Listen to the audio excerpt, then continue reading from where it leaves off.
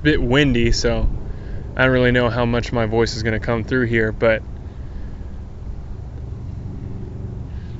we live in a world that seemingly values brutality, dominance, and ruthlessness. To put it lightly. So, when we look at that, when we look at the world around us, when we look at the governments, all the people in charge, especially if you're in America, the current administration, I think it's our sacred task to have mercy, to be merciful. And that might sound like a little complex, and maybe in some ways it is. I think mercy is a very powerful thing and not entirely conceivable. We're not really wired that way evolutionarily, You have to be selfish. People are wired to be selfish, I think, from a purely biological standpoint. Is this guarding from the wind? Quite windy.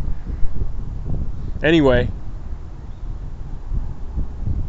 but if you believe in spirit, if you believe in the soul, I think spiritually we are called to be merciful. And the simplest way to practice that is to try being merciful with yourself first and foremost. Every mistake you've ever made, whether that's recent or old and it haunts you, do your best to forgive yourself for that. It's easier said than done, especially depending on what the thing is, but I think it's pretty important.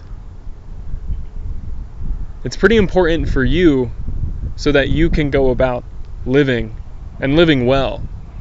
And I think the more that we're merciful with ourselves, the more we're able to create a larger impact, a ripple effect of deeper mercy with those around us. Because you understand yourself and your own best intentions. And when you understand yourself and your own best intentions and understand that you cause pain even when you're trying your best, even when you're trying not to cause pain, even when you're trying to be true to yourself and to those around you, if you can understand that you do that, you can also understand that people hurt you when they don't intend to, when they're trying their best, when they're just doing the best with what they have. And I think it's a better way to live. I think it's a way better way to live.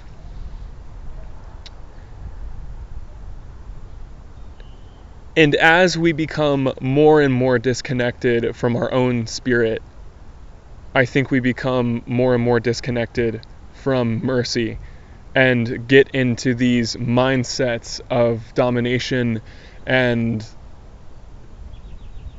vengeance and other negative things.